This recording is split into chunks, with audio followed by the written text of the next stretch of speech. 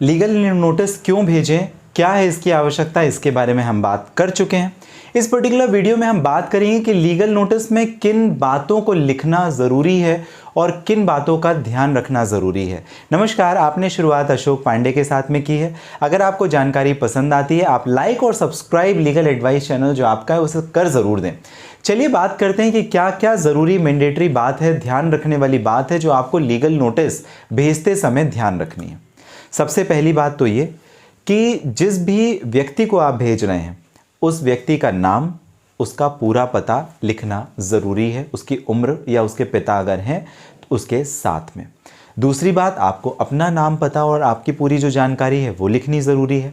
आप legal notice किस purpose के लिए भेज रहे हैं, किस वजह से एड्रेस कर रहे हैं, ये आपको लिखना ज़रूरी है। आप पैसे रिकवर करने के लिए भेज रहे हैं, या पत्नी ने पति को मेंटेनेंस के लिए भेजा है, या पति ने पत्नी को घर वापस लाने के लिए भेजा है, या तलाक के लिए भेजा है, किस वजह से भेजा है। आपका किसी ने चेक लिया था, वो चेक बाउंस हो गया है, तो क्या आपने cheque bounce negotiable instrument act के हिसाब से वो लीगल नोटिस भेजा है, किस वजह से भेजा है, आपको ये लिखना ज़रूरी है।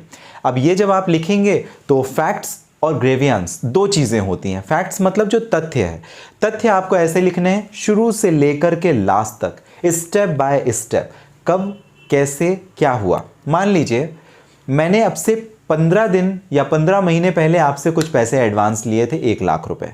वो पैसे आपके बार बार मांगने के बाद भी मैंने आपको नहीं दिए। अब आप क्या करेंगे, अब से 15 महीने पहले चले जाएं और तब क्या हुआ था, मैंने आपको क्या कहा था, क्या प्रॉमिस किया था, कब देने के लिए कहा था, फिर आपके और मेरे क्या कन्वर्सेशन हुए, वो अगर डेट वाइज स्पेसिफिकली आप शुरू से लिखते जाएं, ऐसा हुआ था, फिर ऐसा, फिर ऐसा, फिर ऐसा, अब ये स्थिति है, ये बेहतर होता है। इसे हम फैक्ट्स कहते हैं। दूसरा ग्रेवियंस।